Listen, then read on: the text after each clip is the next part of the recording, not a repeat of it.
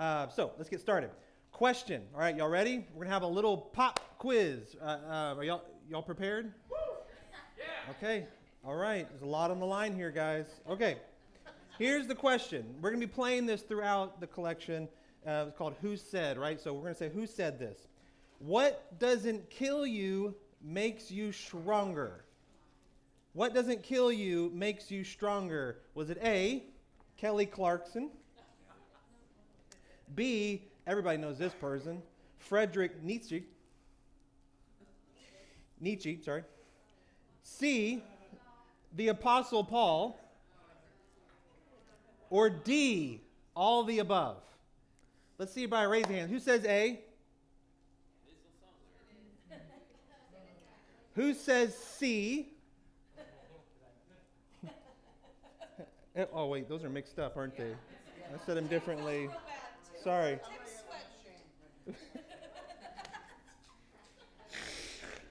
Any teachers in the room could help Tim with which letter goes first? B, Friedrich Nietzsche. Nobody? Okay. Or D, all the above. All right. That's always the safe answer, right? It's got to be all of them. Well, if you said D, you were right. All the above, they all, in a way, have said that. Paul didn't say it directly, but in Romans 8:28, he pretty much sums that up.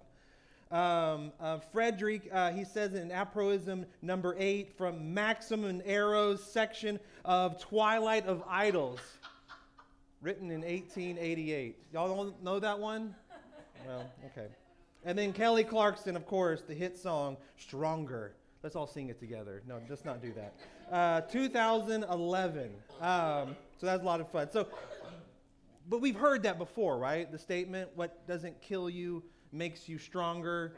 And there's truth to it, but sometimes it can be frustrating because you're like, well, why? Why can't I just be stronger?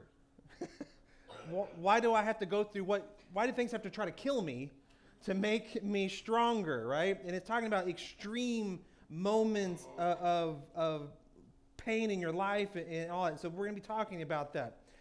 So one of the hinging points of people's faith journeys, and this happens a lot, I always hear this as a question, and it's a natural question. It's a good question to have, right? Not necessarily a question, more of a statement. I'll hear from people say, I just don't see my purpose. I just don't see the purpose, right? Everybody wants a purpose to something. They want a purpose to marriage. They want a purpose to their money. They want a purpose to their spirituality. All of these things. Their career, they want a purpose to it. And if they can't find the purpose, they go, what's the point? You ever been in that spot? I've been in that spot. Maybe some of you are just better than me. I don't know. But I was like, what's the point? Why do it's not worth it if there's no point. And then while trying to find the point, you get exhausted. And when now you're exhausted and you can't find the purpose, and then you're like, why keep trying? Now, to be fair, there are some things in our lives that do not have purpose, right? That we toil over, that we should just kind of probably let go. But we think about things of like, why keep praying? It's not happening the way that I think it should. Where's the purpose in it? I'm always doing what's right, but it doesn't seem to matter. You find yourself in the pain of trying to find purpose. So through this collection, we're going to be talking about pain. You excited about pain? Yeah.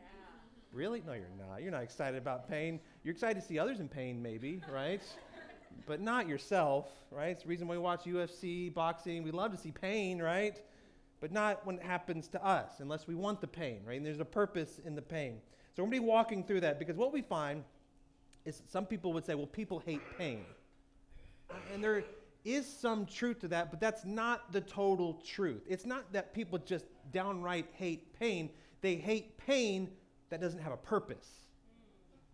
Pain without purpose, people try to escape from.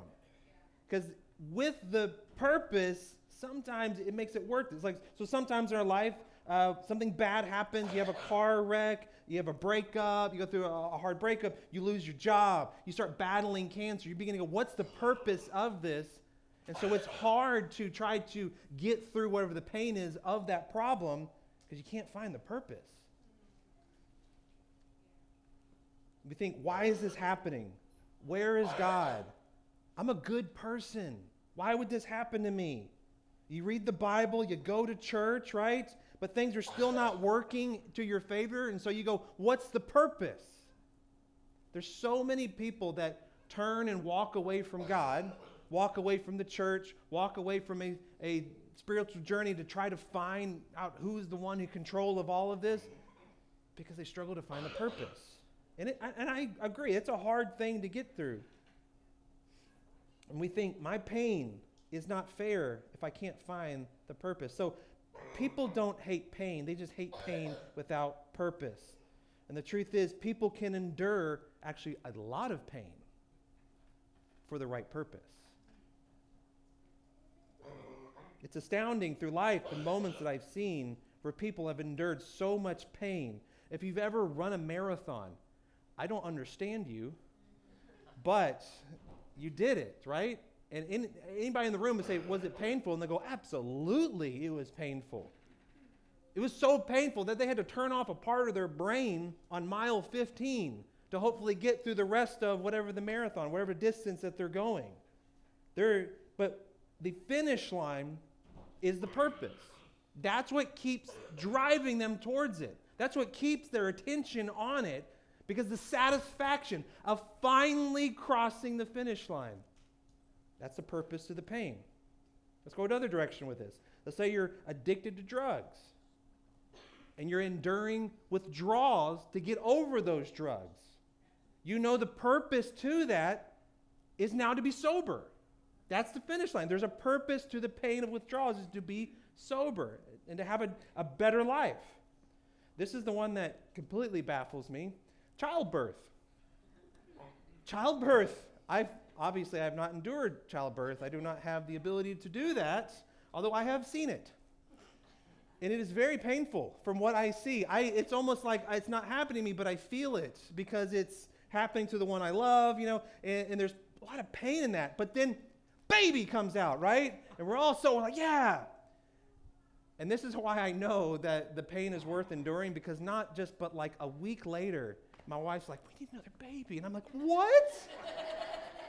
Do you not remember what happened to you? And what you went through? Are you sure you want to do that again? But there's purpose in it. To bring life into this world. And women, I bow to you. You're awesome. I don't know how you do it. You keep the world populated. Thank you for doing that.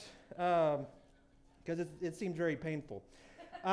You don't mind the pain if there is purpose. The hurt, the uncertainty, the frustration for you to continue needs to have a purpose.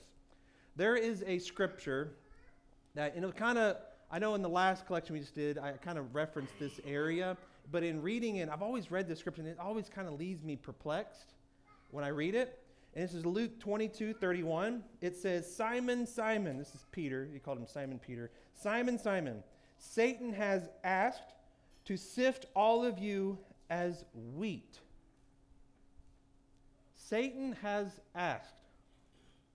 Satan has asked for permission to attack them, to put them through trials, to put them through tests, to hurt them. And Jesus could have said, really, in this sentence, he could have added to it, but he didn't. He says, hey, the devil has asked to hurt you, to test you, and it's going to hurt, and you're going to be embarrassed.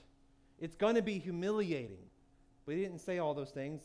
I mean, he's God. He knows better. You're going to go through moments of shame because of this. Let me continue on in Luke 22:31 through 32. It says, Simon, Simon, Satan has asked to sift all of you as wheat, but I have prayed for you. This is Jesus talking to Simon Peter. But I have prayed for you, Simon, that your faith may not fail. So put yourself in Peter's shoes. Jesus is talking to you. He says, hey, Satan wants to bother you. He's asked for permission to do so. And my thought, and what I probably would have said to Jesus, is like, hey, can you tell him no? Is that possible? That the devil not attack? That would be great. Can you not give him permission or let this happen? But let it happen and you're praying? Thank you for the prayer, but can we just not go through that? Can we not? Can we skip the prayer and just run the devil out of town? Is that possible, Jesus? I know you have the power to do it. That's what I would have been saying. No matter where you are in life, it can feel like you are all under attack. Isn't that amazing? How despite the fact that you get over things, despite the fact that you get on the other side of things, you cross the finish line through problems, and then it's just another thing. And then, you can get into the comparing game, and you're like, well, what are their problems? And why is my problem worse than their problems, right? And it's all based on perspective, really, but it's all derived in pain. And we feel like, how long is this going to last? And what is the purpose to it? You got a college degree, right? But you're underemployed, undervalued, and you find yourself unemployed. What sense is there to that? What purpose is there to that? And sometimes it's hard to find it. You have a failing business. God gave you a dream to open something up, to provide for people. There's an amazing story I heard this week of a guy who does stereo systems in cars. And we all have an idea of what kind of person that's like their main job, right? And it's like in the movies, and Fast and Furious, that kind of person. And the interaction, the story I heard about this guy is that even though you might show up and see what he does, and he's probably blaring music that's not very Christian, right? And bumping and all that, and hooking people up with great systems in their cars to annoy you as you're trying to sleep at night, all of those things. But this guy is a believer, and he says that he believes God gave him the gift to provide value to somebody. So even if it's car systems, he feels the presence of God when somebody says, yeah, I want that in my car. He's like, I was able to add value to them. And because they acknowledge my ability to do it, they add value to me. Even that kind of business, even that kind of mindset goes through trials and tribulations. That's a mindset I have never heard as far as the business world is concerned. And I felt guilty. I was like, man, if that guy can see that, why am I? Why do I? We go through what is the purpose? You're in a marriage that's either no longer married or you're struggling. And you're like, why is the struggle happening? You're trying to be a good parent. And it's just constant struggle. You're like, what is the purpose? Constant pain. You're trying to be a provider. Here's something to remember. Sometimes God's preparation comes packaged as pain. Sometimes God's preparation comes packaged as pain.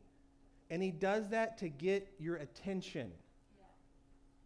Because some of us, probably all of us, I'm one of them, when things are going easy, when things are comfortable, it's real easy to ignore. And then when the pain comes, we go, oh, something bad has happened. The devil is trying to take me down. It's not always the devil. I don't want to give him too much credit, right? But we immediately go, what did I do wrong? It's not necessarily that you did something wrong. Sometimes God is preparing you for something bigger, and he needs you to exercise in a certain area. He needs you to be well equipped. He needs you to be able to endure what is next. But to do that, he's got to put you through a little pain. So sometimes he gives the devil permission. Go for it. See what happens. Compared to Peter, when I compare my life, my faith journey to Peter, it makes me feel better about myself. Because it seems like Peter just can't get anything right. Some of us have friends like Peter that we like to keep as friends, just to remind us that we're not as bad as Peter. We keep them around to make ourselves feel better. And now here's the high points of Peter's failures. This is the one that is revered as Saint Peter, revered around the world throughout history. He learned pain and preparation very well. Matthew 16, Jesus predicts his death, and Peter doesn't like it. And he says, no, we're not going to do that. And Jesus basically tells him, you're a stumbling block. Get behind me, Satan. Ouch. Right? He lays out the whole plan, and Peter's like, I don't like it. Right? That's what he does. Matthew 26, In the garden, Jesus asked Peter to stay awake, stay guard until I get back. Jesus he's in human form too, so he's struggling, right? And he's like, man, there's something big ahead, and can you just stay awake with me? You ever have a friend that says, can you just stay awake with me? I need somebody right now. By the time he gets back, he's snoring. Peter is snoring. He's like, thanks, bud. Thanks for staying awake. That's another time. John 18, Jesus is arrested.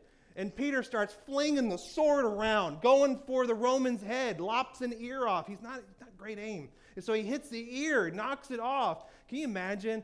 Jesus is like, oh, Peter, somebody find the ear. It's around here somewhere. Everybody's on the ground on their hands and knees, like looking for a contact. He puts it back on. Luke 22, Jesus tells Peter he's going to fail. He's going to deny him 3 times. He even told him what was going to happen and how he was going to fail. And Peter was like, never. I would never do that. But we know Peter's history. And here, this has got to be a hard one. Because the final time, Jesus saw it happen. You ever, as a parent, I'm on the other end of this now, but I remember doing this as a kid when your parent tells you, don't do this, don't do that, don't do that, don't do it, and they give you a whole, don't do this, they give you a reason for it, and then you do it, and then you turn, and they're looking right at you. And you feel it just come over you. That's what happens in Luke 22, 61 to 62. It says, the Lord turned and looked straight at Peter. Then Peter remembered the word the Lord had spoken to him. Before the rooster crows today, you will disown me 3 times. And he went outside and wept bitterly. Not only did Jesus tell him the future of what was going to happen, he still did it. In exactly the way that Jesus said it was going to happen. Jesus knew he was going to fail. He knew he was going to fail every one of these times, probably. I'm sure this is painful. He wept bitterly. That's not a happy cry. That's not a joyful cry. That's not a, oh, thank you, Jesus cry. That's like, what have I done? I was warned and I still did it. I still messed up. In our life, circumstances can be heavy, and it can feel like failure. Where was God in Peter's failures? In Peter's pain, there was a purpose. Sometimes God will prep you with some packaged in pain. So don't just look at life from a perspective of pain. And what I mean by that, don't just look at life and go, here's what I've lost. Here's what's been taken from me. This is what hurts. And this is what's not fair about my life. You're not alone. Everybody else can do that. It's not unique to you. Sure, different problems have different circumstances, but perspective is what truly defines the weight of these circumstances. And so it can feel heavy, and I get that. So see your pain from a perspective of purpose. It completely flips it on its head. It completely changes the game. The pain preparing you for something. This week I was asked, we kind of we got in a circle and sang Kumbaya. No, it's not what we do as pastors when we just get together. A little bit, maybe. We mainly just complain about you guys. And I didn't have a lot to say, so it was nice. So thank you. So no, none of that happens. But they asked, they said, tell us a little about what you do, and tell us 2 people that mentored you in your life, that meant a lot to you. And so I'm going through my head, and I said my youth pastor growing up, and then I also said my dad. My dad was one of those people. My dad, I can hear him say it now. He's been gone for a long time. But I can still hear him say the words, strengthen your will. That was everything he did, strengthen your will, strengthen your will, strengthen your will, right? Everything he had, sports, all that, and sports was the main area that he would do it. He would have us, we were in middle school, and we had a select ball team. He would have us out there at Saturday morning, when all the other kids were asleep, waking up to play video games and watch cartoons. We were on the track running snakes. And I remember it vividly, because I remember thinking, why are we doing this? I don't like it. I don't understand. And my dad just strengthening your will, strengthening your will. You keep doing it, keep doing it. And I did not understand that. And I remember telling them, I said, because they were asking like your journey, how'd you get into ministry? And I'm like, well, I had no intention of being in ministry. I had no intention of being a pastor. I went to college on a baseball scholarship, and I thought I was going to be an Astro, and I learned quickly that I wasn't going to be an Astro. And so my world kept crumbling in, and I didn't understand then. But I didn't have a magic arm. You know, I couldn't sprint like a gazelle or anything like that. I wasn't this naturally gifted person. I had to work hard to compete. I had to practice 3 times, if not 4 times as much as everybody else on my team to be able to compete, because I wanted to compete and I wanted to be there. So there was repetition involved. Every week I was going to the right coaches and I was getting lessons and I was getting on the tee and hitting over and over and I was throwing over and over and over again. I was doing all this. I didn't realize then that God was preparing me for this through the repetition, through getting through the pain. Because honestly, Village Heights, I've been in ministry for a while, and well, I've helped other church plants, but specifically Village Heights, my Sunday starts like this. I'm not churning butter. I'm lowering a trailer onto a hitch to drag it here, to unload it, and to lock it in place, to make sure I don't lose the trailer on the way to church. You know, that's when my Sunday starts. That is not a great way to start your Sunday. Sweating before you can get dressed for church. Getting out in the heat. If I hadn't gone through what I had gone through to prepare myself for sports and go through the repetition of and strengthening my will, I would not be doing this today. Yeah. At some point, I would have said, this is too painful, not fair, I'm not doing this. Now the other pastors are doing it, so why do I have to do it, right? But if I don't do it, this doesn't happen. Yeah. We're not here today. I don't get to meet you guys. Yeah. I don't get to help some of you find a faith journey. And that is the true goal, right? That is the finish line for me. That is the satisfaction, is that I get to hear my involvement in your life caused you to have a closer connection to God. Yeah. Eternity is affected. I don't mean to poo-poo on other jobs, but come on, right? No, I'm just kidding. But isn't that amazing? Yeah. I had no clue that pain was preparing me for something. Kirk Franklin, I don't know if you know him, one of his famous lyrics is that pain is preparation for your destiny. Your pain prepares you for your destiny. It's what strengthens you. It's what causes you to keep pushing when the circumstances don't look like it's going your way. Pain prepared me for this work. Romans 8:28 says, and we know that in all things God works for the good of those who love him, who have been called according to his purpose. Not some purpose on earth, not your purpose, not the purpose of the person next to you, but the God of the universe. And let me just put it in perspective for you. The God that's bigger than the universe, that created the universe, we've only been able to track 3% of it. That's only what we've been able to see, 3% of the universe. So we know like less than 3% of God, I think. That God has a purpose for you individually, every one of you. That is a high purpose. And he says all things. We think, oh, he's going to take all my skills and talents, all my good stuff. No, even the bad stuff. Yeah. He will take a bad thing, a naughty thing that you did, and he can use it to transform it into something beautiful, something that affects people's eternity, that affects your eternity, that helps others who are going down the same path that you were. You went through a bad breakup, right? And you came on the other side. You know there's a purpose, even if it was a bad, there's a purpose to it. Pain, there's preparation in that. And then you can help somebody else. You made a bad investment. You regret a decision.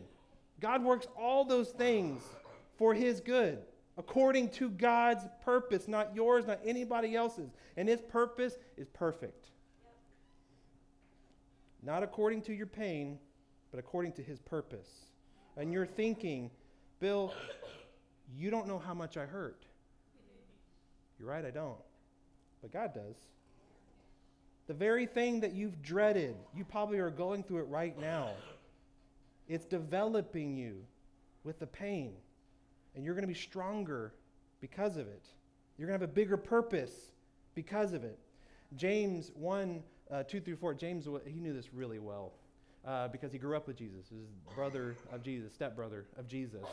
And through that process, I'm sure there was many times in James's life that Jesus said, hey, you probably shouldn't do that. Mom and dad won't like that, right? You should honor your mother and father. He probably said things like that because he's Jesus. And I'm sure it was frustrating for James, and he wished he would have listened now. But here is what it says. Consider it pure joy, my brothers and sisters, whenever you face trials of many kinds, because you know that the testing of your faith produces perseverance. Let perseverance finish its work so that you may be mature and complete and not lacking nothing. He's telling us sometimes God's preparation comes packaged in pain. He says, don't run from the pain. Celebrate it. Welcome it. See it as an opportunity. We'll finish the scripture we started earlier. Luke 22, 31 through 32. It says, Simon, Simon, Satan has asked to sift all of you as wheat. But I have prayed for you, Simon, that you may not fail. And when you have turned back, strengthen your brothers. He said, don't just keep your pain to yourself. Share it. Talk about it. Let other people know that you're not in pain alone. That it's not just not here for you to suffer alone. No, suffer together. Doesn't that sound funny? Suffer together. I mean, misery loves company, right? But let's not wallow in that. But Jesus knew Peter would fail. He knew that he would doubt, and he knew that he would deny Jesus. And Jesus also knew Peter would turn back and be stronger because of it. And boy, was he. Pain was a preparation to preach at Pentecost. Pentecost is when it all broke loose. When it hit the fan for the Jewish leaders, for the people that were trying to keep them down. God said, it's time. Snapped his finger, and it spread like wildfire from that point. Almost out of control. And we read those scriptures, and we hear about tongues and interpretations and all that kind of stuff, and that freaks a lot of people out. And I get that. It can make people uncomfortable. But when the power of God decides to do something in a powerful way, you almost can't control what happens. Because we are subject to him. And when he decides to do something in a willing group of people, he's going to do it. He's going to do exactly what he said he'd do. And he did that. Peter ended up welcoming. He preached at Pentecost. The guy that denied Jesus, failed so many times, got to be the one that kick-started the revolution that changed this world. Even though he failed so many times. There is a purpose to the pain. Peter knew firsthand what he was saying because it just happened. Don't always see it, but I choose by faith to believe it. It's really hard in the moment. It's always hindsight. You're like, oh, I see why God was in this. A couple years ago, well, last year actually, you probably heard me complaining about having to move. We had to move houses because it's expensive to live here and prices go up. And we're like, oh, we got to find a new place. And how are we going to afford it? And there's a whole thing, drama. And y'all were like, oh, I'm sick of hearing it, I'm sure. But, and I should have got pictures for this, just so you could see it. It doesn't, just me telling you, doesn't do it justice. A couple months later, the next year, after we had moved out of the house that we were in, which I'm like, God, why? Why would you do this to us again? Why would you make us move again? I don't understand it. A tree fell on that house and practically cut it in half. Yeah. Where the tree fell was on a fireplace that I would have been sitting right next to watching the news about the tornado. Yep. There, you look at it and they're like, there was a fireplace because it has been reduced to rubble. And it's in that moment, the hindsight, I go, okay, God, I get it. I'm sorry I questioned you. I apologize for doubting you. I get now why you wanted me to move. Yeah. You wanted this to happen. It was painful. Everybody hates moving. It's always painful. But it was a purpose to that pain. In the moment, it's not clear, especially if you're not trained through failure. So there's something about raising people, and if you're a parent, you know this, and if you don't, you should be doing it, you shouldn't just help your kids escape pain. You should train them how to navigate through pain. Because if you just teach them how to escape pain, that's what they're going to do when they're older. And when you get older, there's no one telling you right and wrong. And so then you'll use whatever means necessary to escape pain. You'll turn to drugs. You'll turn to whatever it may be. You'll turn to over-sexualized life, or whatever it is, to escape, to make the endorphins go off in your mind, to escape the pain. But pain is preparation. And so when my kids, they do something, they go through something hard, and I'm like, I'm not going to help you get out of this. You've got to learn to get through this on yourself. You've got to learn to welcome the pain. You've got to learn how to navigate it. Use it as a tool, not just as something that's against you. It's an art. Failure is a simple lesson. Thomas Edison, I'm sure you guys have heard this before. He was asked about his blunders and failures on his way to creating the light bulb. But he never saw it as a failure. He said this, he said, he succeeded in finding 10,000 ways it will not work. He found 10,000 ways that a light bulb won't work until he found out the right one. So if he would have stopped at 9,099 or whatever, it would have been a failure. He would have given up. That is a true failure. But he was stubborn about it, and he said, no, I'm going to keep going. The pain of that, I can't imagine sitting there, is this going to work now? And it breaks, and it breaks, and then I stab somebody with it. You know, that's kind of what the pain would do to me. But he stuck through it, and so because he did, we get this. We get to have light. He revolutionized the world because he saw pain differently, failure differently. That had to be really hard. I mean, I'm sure he was shocked a bunch of times too. But he said, I'm not done yet. Most of my confidence is knowing, right? In my life, I applaud people like Thomas Edison, because the things that I'm like, man, I'm going to try to tackle this myself. It's usually because I know another human has done it, so I could do it. Right? I always say, some human figured this out, so I'm a human too, so probably I can figure this out as well. YouTube is a great tool for that, right? Fixing a car, whatever it may be. Instead of being afraid, frustrated, worn out, have the desire to give up, there's purpose in the pain. And the greater the pain, the greater the purpose. If you spend time, you want to spend time with your kids, and you're trying to carve out time to mentor them, things will come up. Yeah. Things will try to stop you. The enemy does not want you to have healthy children. The enemy wants to divide you. It wants to destroy your relationships. The enemy hopes that someday when they get on their own, they're not going to talk to you anymore because you messed it up so bad. You want to strengthen your marriage. The devil wants to attack it. So you got to keep your guard up. You got to let your insecurities go by the wayside and continue to connect with the one that you love. You want to launch a ministry. He's going to try to kill it. The devil has been trying to kill Village Heights from the beginning. Before it even started, he tried to kill it. I'm not kidding. Our funding disappeared at one point. All of our money. A month before we launched, we were waiting on that money to buy sound equipment, to buy the trailer that I get to hook up for 8 years, all that. And somebody tells us a month before, who had been promising us money, we don't have any left. Actually, they didn't say that. They blamed it on something else because they didn't have the guts to say they didn't have any money. I found it out through the grapevine. But God came through still, and he provided, and we're here. And to this day, Satan is trying to destroy this ministry and every other ministry, healthy ministry out there. Your business. I know I was joking about, eternity, and this is a great. Your business is a ministry. Yeah. And if you see it as a ministry, I hate to tell you this, but there's going to be some pain along the way. If you are changing lives through your business, which is very possible, if a stereo guy can do it, so can you. Yeah. If he can see purpose in that and almost come to tears because of the value he gets to trade off, so can you.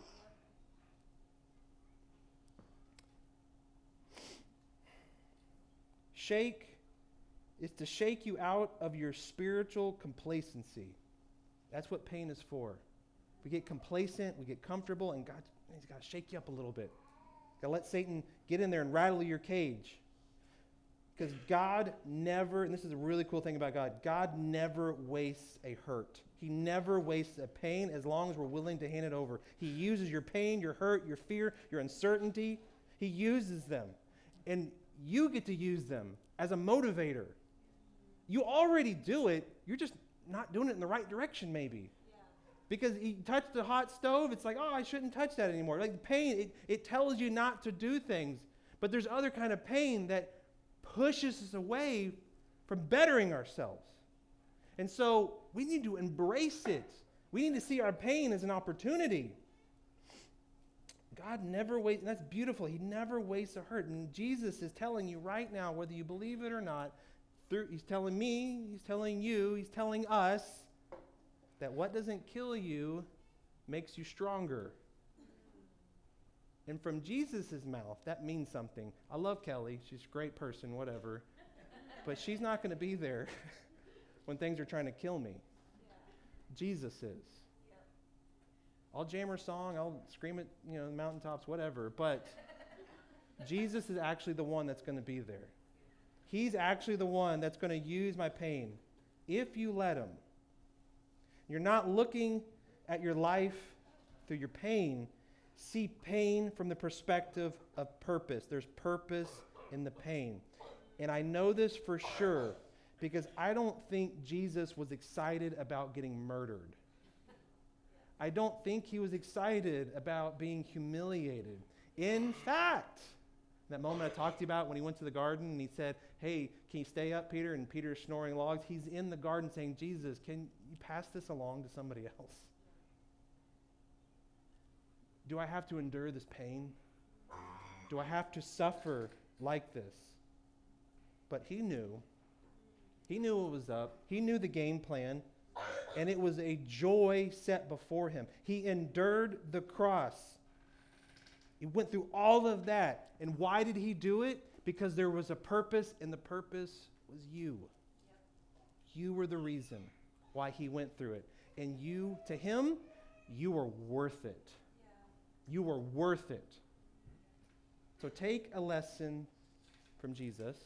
Whatever pain you're going through right now, whatever you are enduring right now, there's purpose to it, okay? So roll into it. Welcome it. When someone says, hey, I got this difficult thing for you, you said, let's go. What is it? I'm ready. I'm ready for whatever it is because I know it's going to make me better. Yeah. And even more so, it's going to affect my eternity because Jesus is going to take it and He's going to use it for something even bigger and grander than anything that I could ever understand.